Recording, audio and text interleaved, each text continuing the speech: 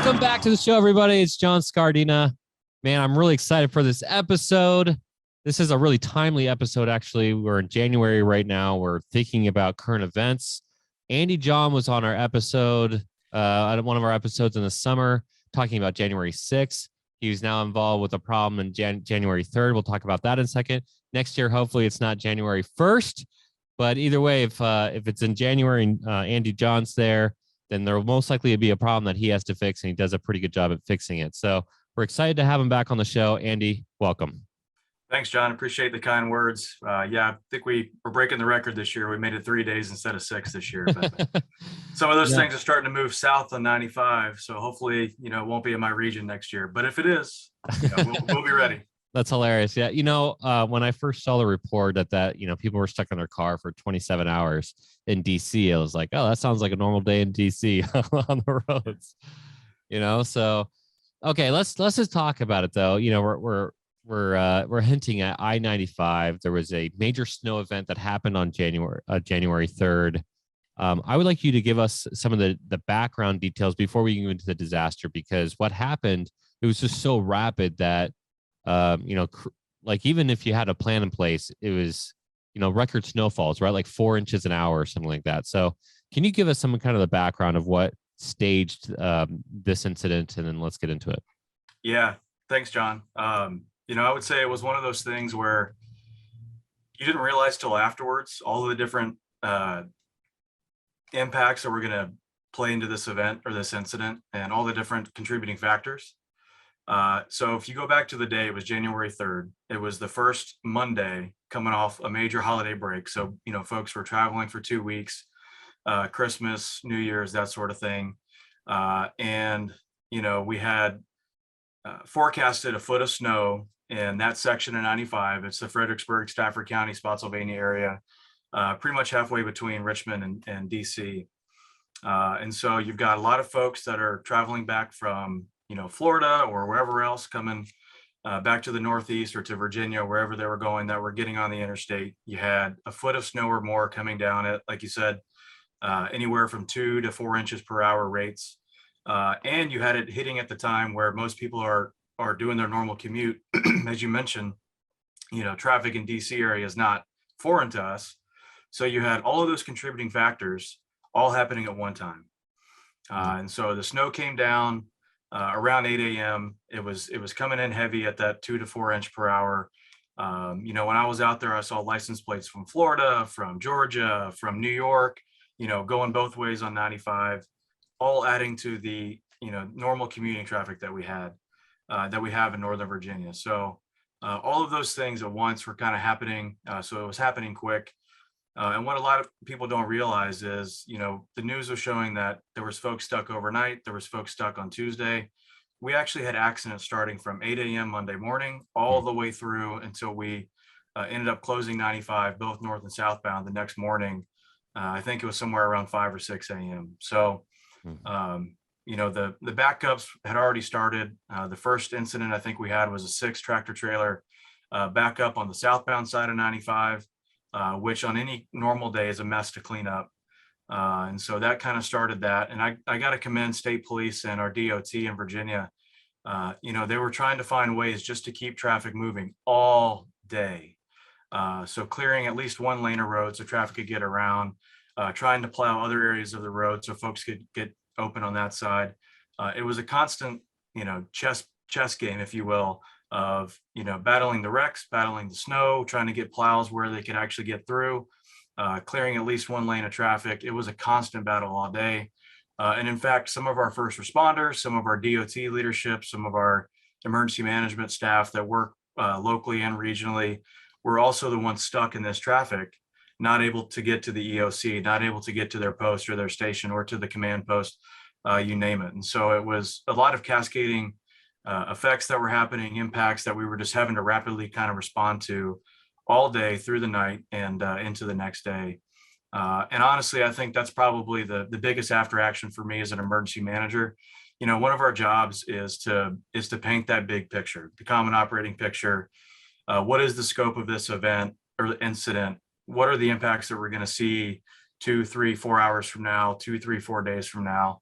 And the biggest thing to me is I don't think we realized until probably 3 a.m.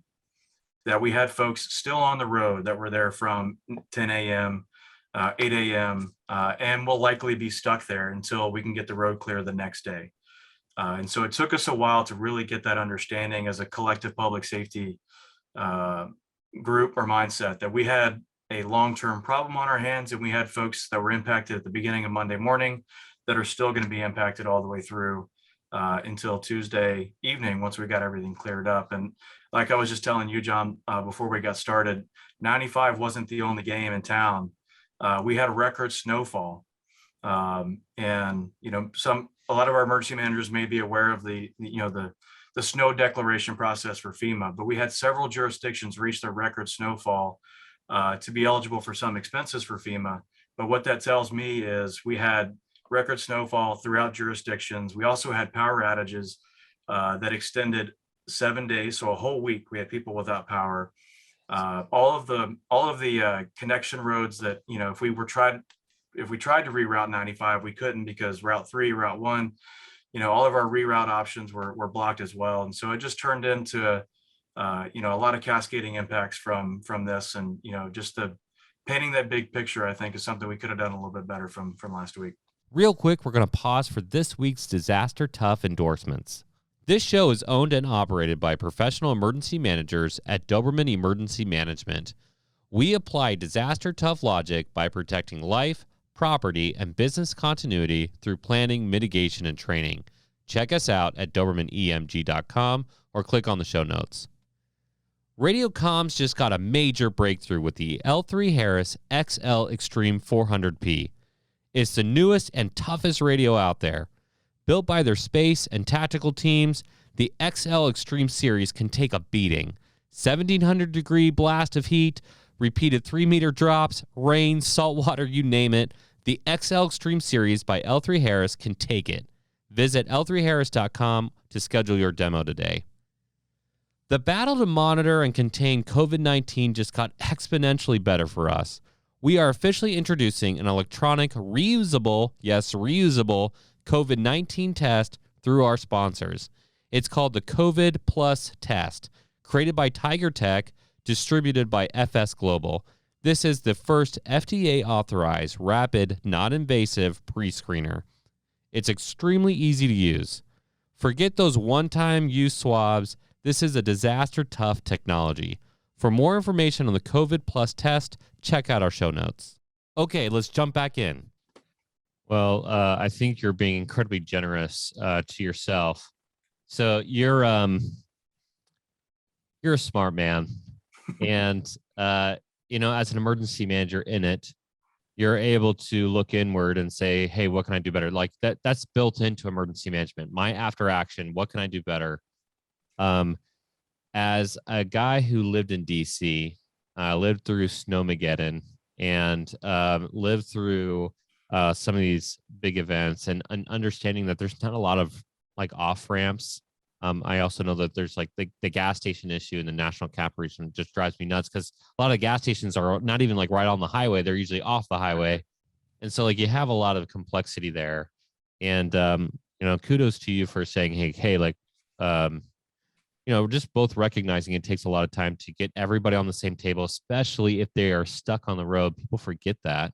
We like to say like the local responder in a hurricane, his house is being destroyed or her house is being destroyed. So, there's that call out, but at the same time, it's winter time and it does snow in the region.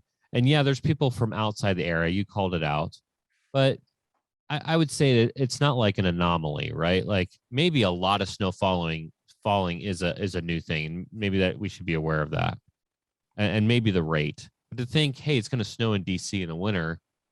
I think the onus is on public safety to be aware of those constraints of what's happening. But I also think it's on the people traveling, and there might be 100 different reasons. And I think I shared this. I was invited on Disaster Class podcast, and they asked me about that. And they're two paramedics, and they said the same thing. Hey, we would have had to come into work. We're paramedics. How did we get into work?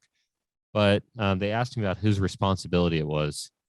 And I said, you have two equal parties, two adults in this situation. And if they're driving, they're most likely adults anyway. So, um, again, kudos to you. But, what could have people done maybe a little bit better to avoid that situation? Again, another call out from you is like it was coming off a holiday. So people trying to either rush to get home or get back to work and so many factors to this situation for sure. I kind of imagine, and I found myself doing this too, because there were things that I needed to get done that day outside of work. But I just imagine folks thinking, yeah, it's just snow, right? I can get on the road. Interstate's going to be fine. I'll get through, even if there's a few inches or whatnot. I can get through it. But I will say, and I have to be careful saying this because there are a lot of lessons learned on the public safety side, but some of the things I saw on the interstate kind of had me concerned about our individual preparedness, our public preparedness. Mm. There were also a lot of things that, really warmed my heart. There's a lot of great stories about, people handing out bottled water and snacks, and a local Bread, right? local bread company just That's opening up his awesome. truck. It was awesome. Yeah. But I also saw people that just weren't prepared to be driving through a forecasted foot of snow, and Yeah. being ready for that, whether it was extra blankets, wearing the proper winter clothing that we should be wearing to make sure we keep ourselves warm in the winter, and understanding that maybe your vehicle isn't properly suited for winter driving as well. And so, Good point. there's a lot of opportunity on the emergency management side to continue to educate the public on how to prepare yourself when you're mobile, when you're at home, when you're at the business place, whatever it is. There's a lot of opportunity there for us to continue to use this as an example to say, understand the forecast, understand the environment you're going to be in, and prepare for it. And honestly, looking outside of the 95 incident, I kind of mentioned it, but we had power out for a week in some cases for folks. You hear it often, but we got to get away from the 72-hour time frame that, hey, you might be without power for 72 hours, or you might be without government assistance for 72 hours. That's the minimum, right? Yeah. That's the minimum. We got to start talking maximums and, thinking outside the box of how long might you actually be without power? How long might you be out with government services, and making sure our people are prepared for that. So I plugged a Disaster Disaster Class podcast. I'm gonna plug one other one. Patrick McGinn. Patrick McGinn has been on our show a number of times. Just for our audience, Andy, myself, and Patrick all served on the national team together at one point. And now Patrick and I do a completely different show. It's called Movie After Action Review, where we kind of make fun of movies. It's like a Mystery Science Theater 3000 meets emergency management. It's kind of a lighthearted thing.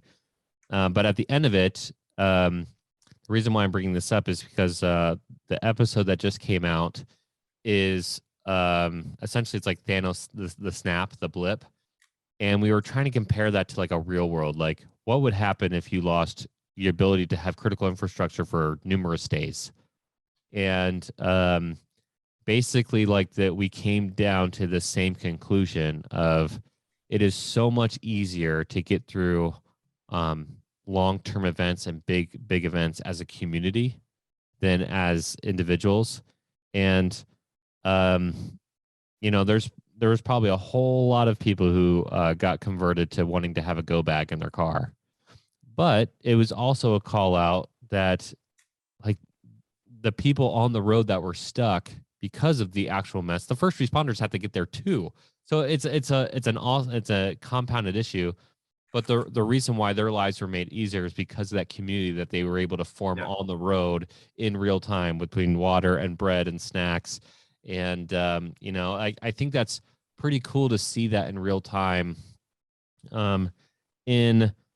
In business, I found these axioms, and two of the axioms are it's usually better than what you think it is, and it's usually more fragile than what you think it is. But in disasters, I think it's opposite. It's usually worse than what you think it is, and people are usually stronger than what you think they are. And like, I don't think those are conflicting. I really think it's a call out to both parties to say, okay, the reason why you're you got off the road is because there's a whole community that helped you get off that road. The responders, the people, the planners, the emergency managers, the DOT, as you called out, all the groups coming together to help you get off the road. But as we're seeing, people will find a way to live. They will find a way to get through that. And so, um, man, just like what a unique event. And what I think is most interesting is your call out of like, it wasn't just I-95. This is a regional issue, right? So what is your take? So you have media. We've seen this in every disaster that you and I've gone to. You've seen it yourself in your own events. You have a media perspective of this is the event. But then when all the camera goes away after 48 hours of I-95, you still had a week-long power outages. So how do you make sure that you're able to keep up that tempo even when there's not a lot of I would say drama or public drama surrounding it? Like, how do you Sure. keep up that efficiency?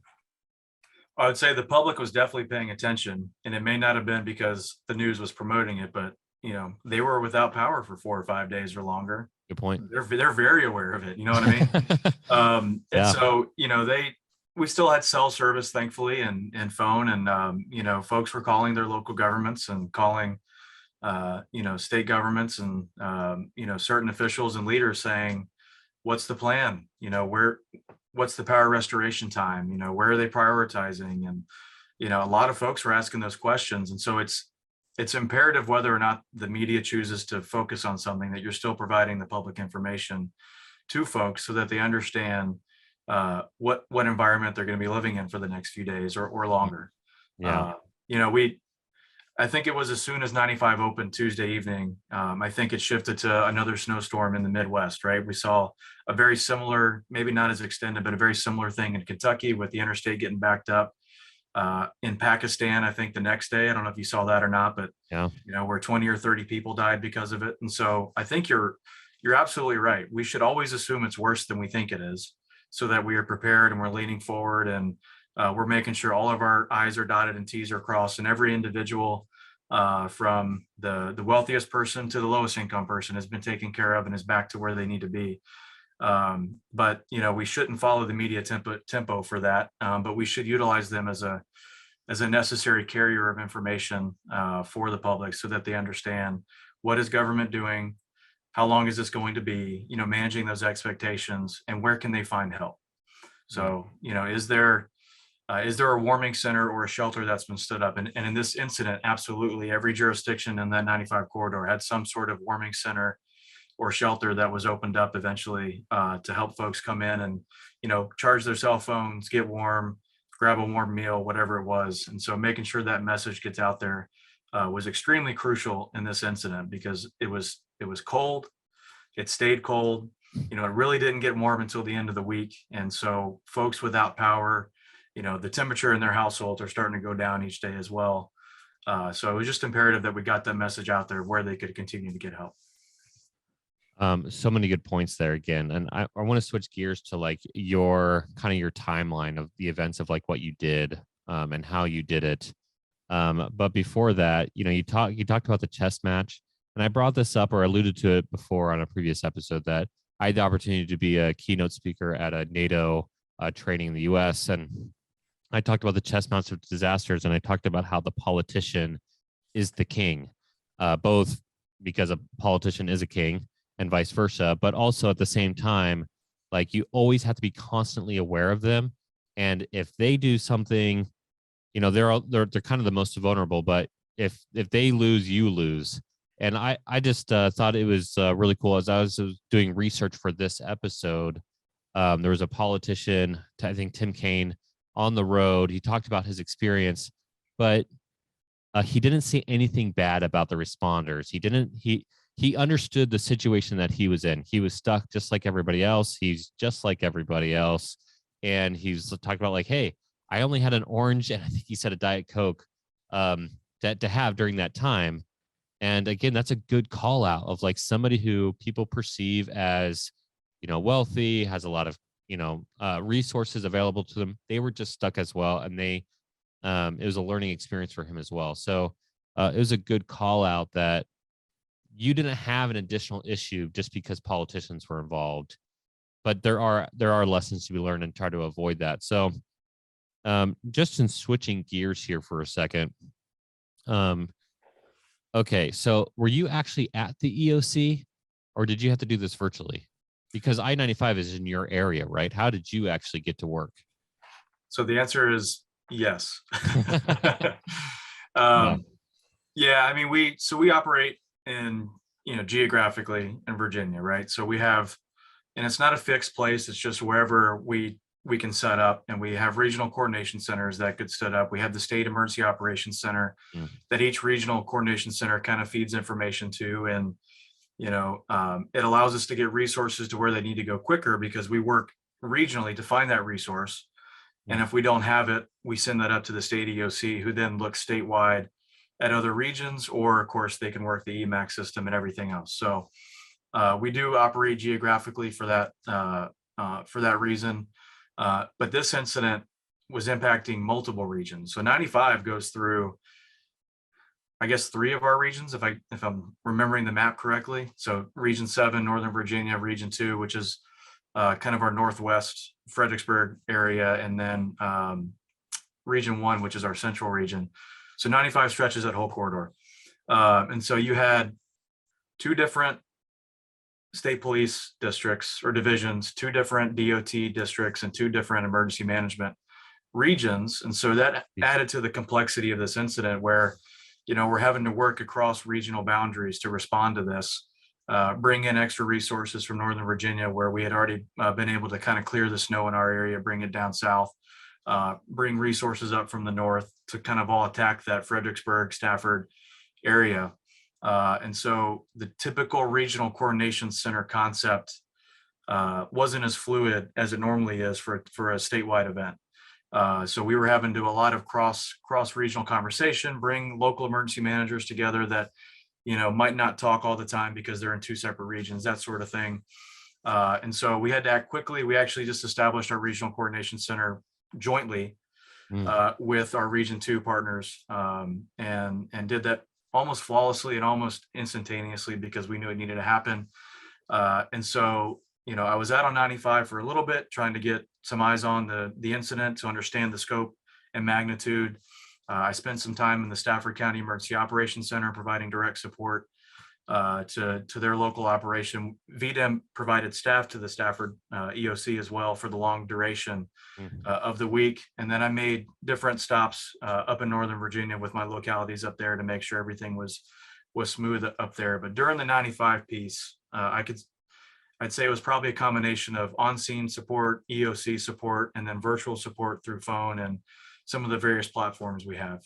Sounds like a type 1 event. It really does, like, for the amount of things that you had to do. Did it feel like, so you've been like the large scale disasters, right? Like when I say large scale, I mean like statewide or more than statewide. Even though this is more localized, the amount of impact in that area is drastic, right? Like, did it feel like that level of event for you? In the moment, absolutely. Yeah. Right? When you realize you have a 68-mile backup of people who've been there for 27 hours, absolutely. Type 1, level 1 incident where you're at a very high risk of injury, of fatality, of infrastructure going down, which it did, until we could get the road clear, right? Yeah. So a very high risk for a potential type 1 incident, level 1 incident. Absolutely, it felt like that. For that 48-hour period, at least, it felt like that for sure. It goes back to that original argument, and I'm getting off track here a little bit, but there's an argument that type 1 events, like one of the parameters is geographic size. But when people argue that, they look at 9/11 and they're like, hey, 2 buildings, New York City, Pentagon, a plane in the forest, right? Like, the geographic sizes, impacted the entire United States for sure, but in terms of the actual disaster, small. And so I would always consider 9/11 as type 1. It changed everything. And like, this is more of a mental exercise, but these localized disasters, if they are catastrophic or they have the potential to be truly catastrophic, and you have an all hands deck situation where you're trying to do new things and or record snowfalls, for example, then yeah, like the tempo can certainly feel like that. And kudos to you and to DOT and local law enforcement firefighters for starting to clear that within 48 hours. But yeah, like the cascading effects, the supply chain, the power outages, the gas issues, like all that other stuff that compounds when you have that. So you talked about warming centers. And so if you're going to like give like a very brief timeline, if another emergency manager has to deal with a winter storm or a related event where they'll have a multi-day power outage where there's could be people stuck on a highway for 68 miles, that's nuts. What would be your tempo of events and or lessons learned so that they can implement? You're gonna love me for this, John, but I'm gonna say, look at the data, right? You should be able to go back if you have time. At the local level, sometimes you don't have time for this kind of stuff. I understand that and see it. But if you have time to look back at your historical snowstorms and understand, is it 8 inches? Is it a foot? Is it 2 inches per hour? Kind of look at that criteria and say, that's the threshold where we need to lean forward, where we need to prepare, where we need to activate pre-stage assets, turn on warming centers, all of that. It should give you a good indication of when you need to be thinking a little more than it's just a normal snowstorm. And so for me going forward, the 2 inch per hour threshold, boom, 8 inches to a foot of snow, boom, we're pre-staging, we're activating. And if we don't need it, then we don't need it. We turn it off, everything goes back home and we're safe and ready to go. But identifying those thresholds and then knowing what actions you're going to take once you've met those thresholds is what I would say would help, any future winter storm. Gosh, mic drop moment. That's the mic drop moment. I'm a big fan of data, as you know. So thank you. But the decision-making process can be met faster, more efficiently with data, both historical data and real-time data. I like the idea of thresholds. I'm a big fan of thresholds, and I'm a big fan of, well, we staged a bunch of stuff, but you're welcome. There was no problem. And another snowstorm event is just like several years ago in New York City. They predicted a big storm in New York City. They shut everything down. It missed them for, by 50 miles or something. And there was massive snowstorms in upstate New York, but not in the city. And people complained. And I was like, what are you complaining about? Like, Right. you just had no problem. Congratulations, you have no problem. And I think that's I think that's the call out there of creating thresholds. And I would say that for every disaster type. What do you know that your resources can manage and how fast? That's a very important one. How fast, and then implement quickly and let it ride. Yeah. So, and I would say, don't forget to look at the environment too. It was a holiday, coming off a holiday weekend, right? call. So not only were people traveling more than they probably would be, the time of the storm coming in was commuting time. And then of course, everybody was back to work, including public safety. So just understanding the environment you're in and then looking at the data and kind of having those two mirror up against one another is extremely helpful. Some might be shocked that there's programs out there that you can put all of that data in there at the same time and just say, let it, run that algorithm and say, okay, we have a holiday. It's only 2 inches instead of 4 inches, but it's a holiday. So we have this much more traffic, 30% more traffic. The temperature's this, it's almost more dangerous at that 31, 32, because you get a lot of ice very quickly, So there's a lot of different factors that can go into this. And what makes everybody's life easier is to, in the blue sky period, start to put all that data together so that you don't have to somehow try to save everybody's lives and sustain life, but also let me go through all these factors and you can have your threshold, but put all the data into that threshold. I think that's great call out. Andy, thanks again so much for coming on the show.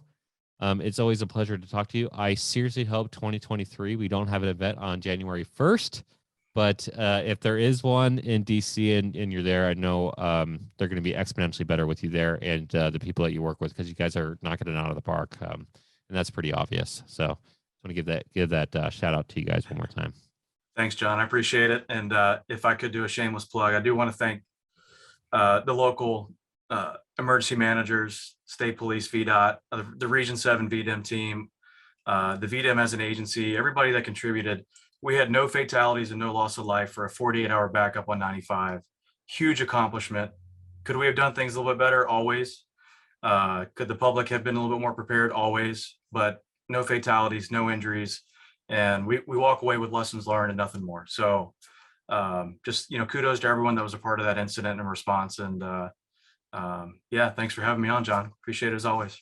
Absolutely. All right, everybody. If you like this episode, if you learned something, if you have ideas of what to do, or if you've been in a similar incident where you've had to deal with a long-term power outage, especially during the winter, and you have ideas, let us know on social media. We have lots of different options to do that, whether it's LinkedIn or Instagram, Facebook, Twitter, you name it. Disaster Tough Podcast. Check it out.